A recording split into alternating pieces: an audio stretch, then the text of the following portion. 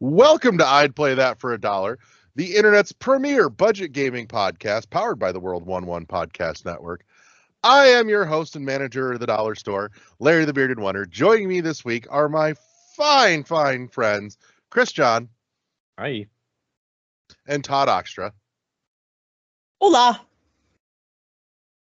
Ola's been in my rotation actually a lot lately, and I don't know why. And Larry, I apologize for not knowing we had a video podcast. I knew we were on video, but I don't remember it's in the you show saying notes every week too, by the way. Okay, you can fire me. I'll be more animated and, bring in props next time. First written warning. And every week we take a look at games that we got our grubby little hands on for $1 or less and bring you rapid fire roundtable reviews to let you know if they're worth anything. So let's dive in. Starting with Chris, what you got? Well, I've got an oldie, but maybe a goodie. I don't know. You played it. I would hope you know. Yes, I did play it. The game is Puzzle Agent 2. I believe this is by Telltale. Mm-hmm. And I got this from Amazon Games for free. And apparently it's only $5 on Steam, so that's not too far away from free. Oh, it's really not. Yeah. It was a typical puzzle game and had some of the Telltale dialogue / humor. I was surprised this game actually had voice acting. I don't know why I was expecting this game not to, but yeah, it was pretty good. Like, the puzzles are clever, and definitely challenging, and I haven't played it yet, but I definitely think it's a game that I will continue to play, and I would play that for $1. So give me some deets there on this game. What's the crux here? Well, apparently, this is the sequel to a first one, obviously. But Jumping right in? I'm jumping right into, because this is like, on my podcast, I tend to get the sequels of games. I don't actually play the original. Yeah, you do.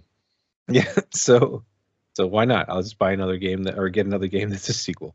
And this is you're essentially this. It takes place in the Midwest, actually, and Ooh.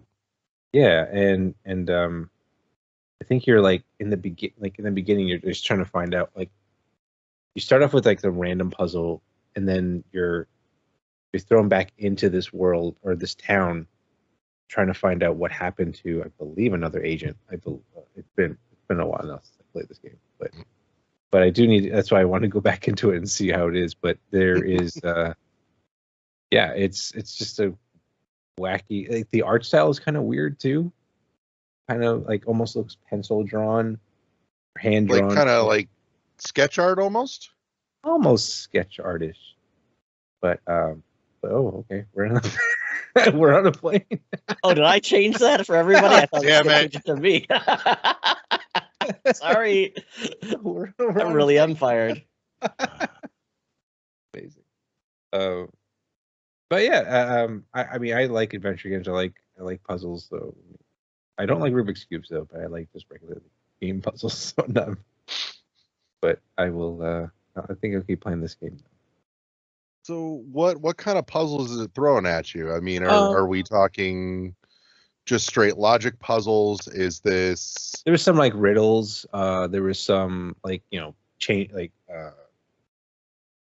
almost like rotational puzzles where you're like dealing with getting like unlocking a lock by rotating like this particular key or whatever, or puzzle for an example.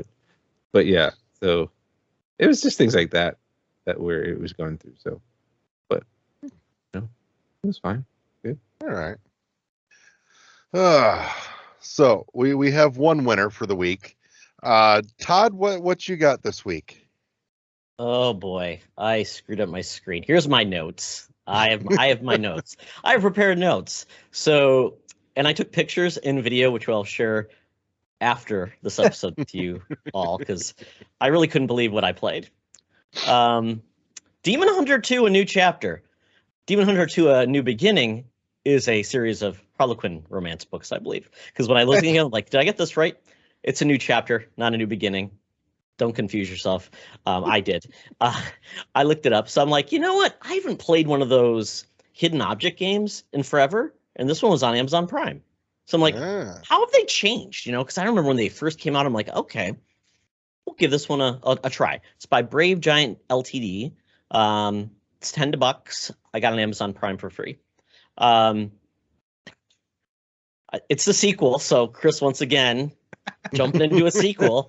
Kind of lost. It does kind of fill you in on what you missed, but essentially you're a demon hunter, and what the demon you tried to take out in the last game is back, and he's got a new assassin trying to kill you, and that's kind of how it is. And now these hidden object games are all about not just finding the hidden objects, but now it's also adding like puzzle mechanics once you've solved like the hidden object part, so it gives you something that will move the story forward in it. This one even ups the bar with like cutscenes, which I didn't know was a thing in these games. It's a new one on me. Yeah, I don't think they've ever seen a cutscene though, or at least in the last 15 years, because it almost looks like it should be full motion video, but it's not quite. But it's animated, and it's pretty fantastic in like a B movie type of way. But the actual gameplay isn't bad, but it gets to the point where it's very easy to miss these hidden objects because, and they had a new mechanic where the hidden object will change. Like it'll be like a smiley face, and it says find the smiley face. And then the smiley face that you have to click changes to an unhappy face. So it changes back and forth. I'm like, what is this? I'm like, my grandmother would not like this game. It would make her mad and confuse her. You must find the true smiley face. Exactly. So that's what it's for. So yeah, I mean, the metaphor for looking for true happiness and depression in life. I mean, I'll give them credit and props for the fact that they added like one puzzle was almost like Clue. Like you had to solve it. It was like Miss the usher in the observatory with the green candle. I mean, that was one of the puzzles you had to solve, and it gave you like a list of clues to figure it out. But once again, the clues weren't very clear, and it was like, okay, I'm trying to really put this together. And then I'm like, are there any hints? What can I figure out? And I didn't mean to hit it, but apparently there's a cheat mechanic in the game too, where you can just like solve and then it just moves on. So I don't even know what happened, but there's like a timer and it recharges to like do that like instant win button. So it's a weird game. Yeah. I played it longer than I should have though. It's like the crash you couldn't look away from, to be honest. I feel like that says a lot though. That, you know, it kept you going even though you're like, I should stop this, but you just kept going anyways. That's like a reference for drugs, though. It's like I should probably stop, but I can't. There's a respectable addictive quality here. Oh yeah, like where is this going next? Because I got to one of the last cutscenes before I stopped playing, and I'm like, I was stuck on one of the clues. I'm like, okay, now this is just bad puzzle elements, and I'm like, am I really going to go online to get a walkthrough of this game? I had to stop myself. I said, nope. Your time. Nope. You know, you wanted to see somebody put together a walkthrough for that. Oh, I'm sure there is one. Maybe I'll be the one that writes it. That's how bad this is. I'm gonna make there the you go. Now. I want to see the Todd written walkthrough for this game. Wow. It'll be an audio drama. See, you make it sound like though it's really not the worst thing in the world though. Larry, it's not the worst thing in the world. But would I play this for $1 for nothing other than jokiness? No, I would not. I'm almost surprised by this actually, because like I said, you sound like you actually kind of found yourself getting into this, yeah. And I'm sitting here thinking it's like if it managed to keep you that long for $1, I feel like this almost should have earned it, but I don't know. Not after that last puzzle, man. That was like, what? Bad puzzle mechanics. Nope. That's that. I put my foot down. Okay. Well, let's see here. So this week on my list, I've got a game called Eqqo, Eqqo. So bizarre spelling and all. And I actually had some decent high hopes for this. I went in, and the game is real pretty. It's got this real nice, like, painterly kind of sketch art style to it. And it starts with this real pretty story about this woman and her child. And the child is blind and lost and trying to find his way home. And then it cuts you loose into the game itself. So I'm like, okay, we got a real good setup here. I'm into this so far. This is pretty. It's kind of, tugging at the heartstrings. It's like, we got to help save the boy. And then it opens up into the game, and you're kind of point clicking to make your character move to where you've clicked on. And I start getting into it some, and I find out that a lot of the puzzles, as far as helping this child navigate through the world, are all like perspective based. So it's all about, your camera angle, which way things are kind of lined up and things like that. And I like stuff like that normally. I do. Like, I loved The Witness. I adore The Witness, and it's got a lot of that, But here, I got stonewalled real fast because the camera system just felt so broken and miserable to use. I'm just like, ugh. You just instantly felt the love grind to a screeching halt. It felt like going 70 down the bypass, and suddenly all the oil just disappeared out of the engine of your car. You just felt the whole thing drop. You throw a piston? Pretty much. I fought with it for a while, and I'm like, I want to love this on artistic principle, but this game is almost nigh unplayable. And it broke my heart.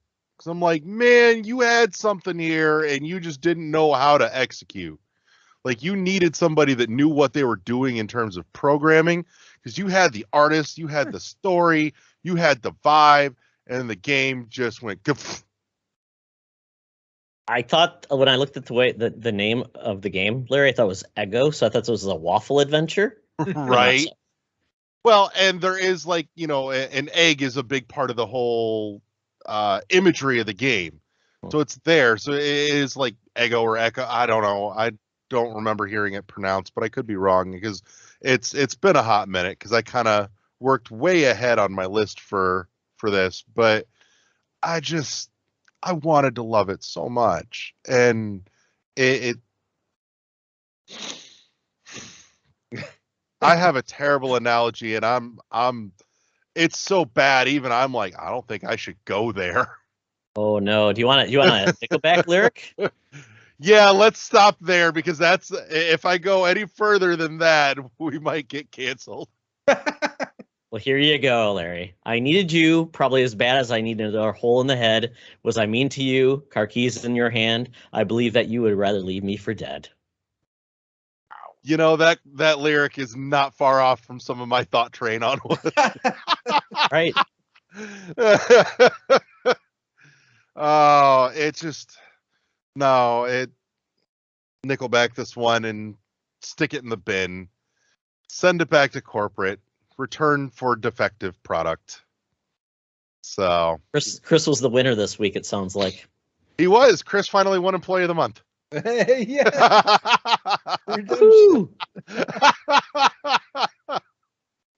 So, well, we've made the rounds, and that means it's time to close up shop this week here on I'd Play That for $1. I want to say thank you to my friends Todd and Chris for coming and hanging out with me and bringing the bald goodness to your screens and to your ears every week. And thank you to everybody that tuned in this week, and we'll see you all back here next time here on I'd Play That for $1, powered by the World 1-1 Podcast Network. Press start to engage your mind.